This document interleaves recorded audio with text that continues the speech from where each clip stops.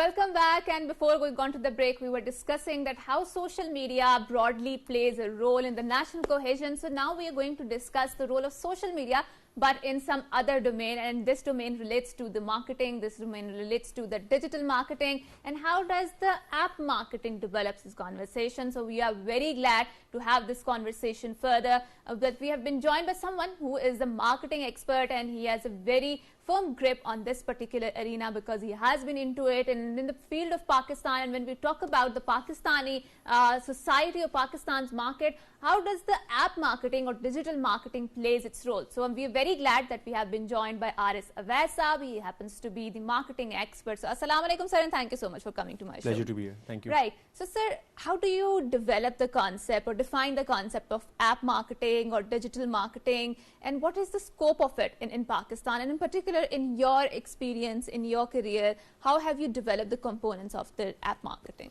Sure. So Pakistan is a very young population, around 70% of the country is under 30. True. And we have about 130 million people who are 3G, 4G subscribers that have access to internet. For context, this is more than the population of Egypt, twice the population of all six GCC countries combined. Right. So this is a huge base.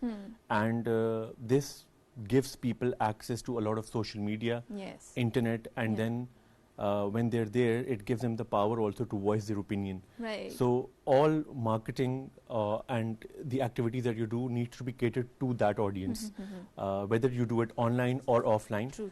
The objective remains the same. It's just the medium that can change. Right. So, sir, we've seen, especially in the marketing strategy, since your consumer is also sort of, it's a prosumer, right? It's also producer and it's also consumer. They have their voice. They're not just the passive consumers of the content that is going on the social media. So how important is it for the companies nowadays or the marketing giants nowadays to listen to their voices? So, for example, if some negative comments props up in the social media, so what is the strategy to tackle it? Because I mean, there are times when sometimes your rivals or your opponents, they might have this campaign to discredit or dislaunch your particular initiatives, right? But then there are genuine concerns, genuine grievances. How do you deal with that? Sure. So all marketing works on one fundamental principle, which is differentiation. Right. And there's a lot of research that goes behind every brand, product, or any campaign that you devise, consumer insights and what the audience really wants, what is the service that you're trying to offer. And then as a brand or as a company, you try to deliver on that promise day in and day out. Right. It can happen sometimes that you're not delivering on that promise some days, but you get up again and keep trying and do that again. But your question of negative comments on social media, I think what we were speaking about in the beginning, that when people have this option and so many avenues to voice their opinion, it's fine. People can do that, and sometimes it works for you, sometimes it doesn't work for you. So it's okay. Yeah. So you need to tweak your strategy and see which is working, which is not working. But so nowadays, especially in this digital era, in this age, we see that you're everywhere. There's so much. So the companies or the multinational companies or organizations, they're vying for your attention, right? So we see that there's so much competition going on in terms of advertisements, in terms of the marketing strategies, that it's very difficult to grasp the consumer attention. And furthermore, it is very difficult to have their retention part or the loyalty part of it, right? Sure. Because lots of other companies, lots of other brands, they're competing for the attention, right? So it's very difficult for a marketing company to devise something that is very catchy, that is, that sticks with their loyal customers. So in your experience, what are the components of the campaign that makes very catchy, and how do you devise about that? And what are the do's and don'ts of that in your experience? Sure. I think once you've certainly identified where the audience is, where your target audience is, they can be on TV, they can be on digital, or they might not be on digital also. And then you address them through that. So like there's a recent trend in Pakistan, let's say the current PSL is happening or the World Cup was happening. A lot of people now watch it on streaming apps versus TV. And on other places also. So if they're there, so you go there. So marketing, you need to target wherever your audience is, on TV, on social media, or any other channels. And then obviously, yes, to your point, the content has to be engaging that they've spoken of. And I think the communication needs to be very authentic now. As I said, Pakistan is a very young population. The Gen Zs and the young generation, they like authenticity. They like... they're very well aware of their surroundings, The ease of access of information has changed the world a lot. And there's a lot of research that goes in. So whenever you go online to buy something, you do a lot of research. You just don't buy it online. And word of mouth marketing also helps a lot. So you check with people, is this service good, is this brand good, is this product well? So you do your research and then you make a decision. So I think all of these things help. Right. And now let's talk about the online and the offline marketing strategies, for example, for particularly the e-commerce brands inside the Pakistan, right? So, I mean, yes, it's important to have digital presence and depending upon your target audience on the social media apps and whatnot. But let's talk about the offline marketing strategies. So, do you believe that the offline marketing strategies also complement your online marketing strategies? And what is your particularly experience? So now let's talk about the customer engagement and particularly the area which you are dealing with it. So how do you define that particular broader arena in terms of that? Sure. So yes, online, offline obviously helps each other a lot. It depends on what the objective is, what you're trying to achieve, again, where the audience is. Especially for digital apps like somebody like us, which are a food delivery also and a marketplace also. So we deploy various techniques and strategies to do these things. Whether it is through the app, so there's an entire CRM flow that you can do in marketing from the app. So once you have a certain base that's on your app already, you can target them through whether it is emails, the push notifications, or any other offer that you want to give them. The conventional mediums we already know, whether it is a TV or out of home or all those sort of things. And then digital marketing, which we call performance marketing in our language. We do that. So whenever you're on social media platforms, whether it is Facebook, Instagram, YouTube, you see this communication and it's targeted to you, whether it is an ad or an offer or a deal that we want to communicate to you.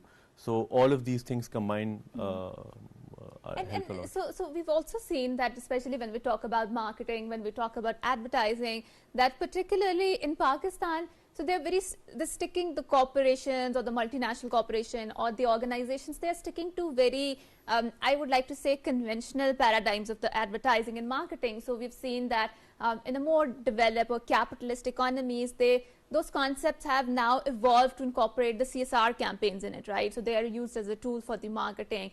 And obviously we've seen that phenomena happening in a neighboring country too, right? So they are incorporating some sort of social message in it, which is very catchy, which resonates with your emotions a lot. So why do you think in Pakistan we still have a very traditional or broader, I would like to say, conventional paradigm of the marketing and advertising in Pakistan? Why haven't we evolved to that particular form of the capitalist economy where they're incorporating CSR campaigns in their marketing strategies, or generally, their ads are very enticing in that aspect. So we're lagging behind in that, right? I think we're getting there because I think there are a lot of campaigns that do come out of Pakistan that talk about this. I think there are a lot of corporations doing a lot of good work, whether it is in education or health, in terms of the CSR programs. But I think we're getting there. And there are a lot of things that happen for, let's say, if you talk about home chefs. Home chefs is something on the platform in Foodpanda, which is giving power to people at home, and they can sell their own unique cuisines on the platform, which has about 70% first-time entrepreneurs and majority females. So this is giving an avenue for an income, and also you can showcase your abilities through business, earning livelihoods also. And some of them have actually earned culinary awards now also. So it's becoming that sort of thing. And I'm sure a lot of other organizations are doing similar work. I've seen some of the campaigns which have been very nice. Right. But you talked about that we are getting there, right? So what are some of the challenges that you feel are there in the place of getting there, or I mean, having a more evolved form of the advertising in Pakistan? Or the future prospects of advertising? Sure. I think in terms of the social impact of brands, I think this is something that companies, employees and consumers, all three of them in the chain, feel very passionately about now. When a company or a brand talks about social impact, it actually garners loyalty for the consumers also. The employees also feel a sense of belief. And we have seen global examples. If you talk about the Tom's shoes or Ben and Jerry's and all these sort of things, these brands and these corporates talk about social impact and actually helps their consumer base, helps the employees also, and helps the communities also. Right. So one of the very interesting aspects that you mentioned is that CSR engagement, or when they talk about community engagement, and especially so the literature that I read is obviously coming from the West mostly, and they talk about that how lots of multinational companies, they want to attract or hire people, and they are marketing their CSR campaigns to attract the millennials or Generation Z, because as you mentioned that they are more tech savvy and they're more aware of that, and they want to do something which gives them satisfaction, right? Do you believe that in Pakistan we are here at that particular moment? Because obviously when we see the dynamics of those societies, you see that there's a declining or shrinking population of the young people, but here in Pakistan we have plenty of young people, right? I think more than 60% of the population is composed of the younger people, younger lot. So what are some of the practices that you see, or you see that there is going to be a diffusion of the Western standards of workplace ethics, and they are going to be diffused here in Pakistan particularly? Sure, I think we have seen some very good examples in Pakistan. So there are a lot of companies, huge companies, which have a huge base with employees working with them in terms of their plants or manufacturing facilities, and then it creates that employment opportunities within that city or within that zone wherever they operate, and then the entire city turns around that. And we have huge Pakistani companies, local, international, that have helped this cause. So I think it's also with us also, but maybe to your point that I think if the CSR angle needs to be highlighted more, that I think I agree with you. In terms of the brand, we have scope to do that more. Right. And so now also let's talk about some of the aspect of the, I would say, marketing that really engages me, which is about the CSR and the community engagement, right? So we've seen that in Pakistan, within Pakistan, there are groups, there are organizations that are very actively engaging the communities in terms of gauging their responses, and also, I mean, in terms of the CSR activities. So you also have an experience in this particular field. So if you would like to elaborate your particular experience in unfolding your CSR initiatives or campaign, what were the results and what was the campaign exactly about? Yeah, I mean, so we've released our inaugural sustainability report also. We as a company in about 12 countries that we operate in have committed about $35 million for the well-being of communities, societies, and the riders that work with us. Also in all our marts, we use the biodegradable packaging, reducing our carbon footprint also. A lot of our marts are also solar panel powered. Again, reducing the carbon emissions also. And the last thing that we've done is because of the recent genocide that's happening in Gaza, we've partnered with the World Food Program. You can actually contribute on the app, and as much as you contribute on the app, the company also pitches in, so the total amount accumulates and gets that. Right. So and I would like to play here the devil's advocate here, because a lot of time we see that these corporations or multinational corporations, they lay out these programs for the community services or the CSR campaigns, but then exactly why do you ask your consumers to contribute towards them? But why don't you give out from your company's profits or company's share towards that program? Because one of the criticism that is leveled on these initiatives is that this is just a marketing tactic and they just want to increase their sales, right? So if you are genuine, or if you are interested or invested in contributing towards the plight of one particular marginalized community, why not directly go and contribute towards that? How do you deal with this criticism? I think companies do that already. They contribute themselves also. And then I think that part where you contribute with the consumer and then is just to increase the pool of money available for disbursement. But I think a lot of companies do that without any contribution from the consumers also. So we as a company have done that also, and others are also doing that. Right, okay. So I think you have very perfectly waded those murky waters, but now let's develop a conversation further. And because you were talking about that your company is contributing towards the well-being of the riders, right? So how exactly have you devised a plan, or how are you contributing towards the well-being of the riders particularly? Sure. So on duty, all our riders they have medical insurance also, and other facilities and other services that we offer them, whether it is discounted mobile packages, internet packages, insurance, bike servicing, fuel maintenance, all those sort of things. And in a gig economy, how this functions or how this works is there's part of the earnings that's fixed and part of the earnings that is dependent on the amount of time that you put in, because it's flexible working hours. So it's not completely fixed on what you're earning, but if you do it for a longer period of time, the earnings change. Right. So you also mentioned and you talked about the green economy and how nowadays a lot of multinational corporations, they are incorporating the concept of green policies into their strategic paradigms, strategic vision maps, right? But again, then there are the people who are green activists or working on the environmental factors. One of the criticism that is leveled on those companies, those corporations, is that it's just the greenwashing, right? And a concept that is incorporated from the whitewashing, right? So they are not generally serious about the environmental factor. It's just another marketing tool that they are using it. So how exactly is your company going towards those greener policies or applying a more reformistic sort of an approach that is catering to the environmental well-being of the country or of the planet in terms of the ecosystem?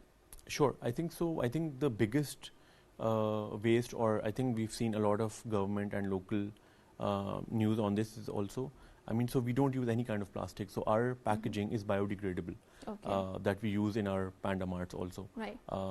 Reducing the plastic and the carbon emissions, the carbon footprint that we're talking about. And also, as I mentioned, I think a lot of our marts are also solar panel powered. That's how we're reducing the part on the environment, impact on the environment. So that's what we're doing. And the other initiatives that we're talking about is electronic vehicles, maybe one day, the EV bikes that you're talking about. It's a concept, it's new for Pakistan, but maybe we get there one day. That's true. Thank you so much, Arij Saab, for coming here, for having this wonderful conversation.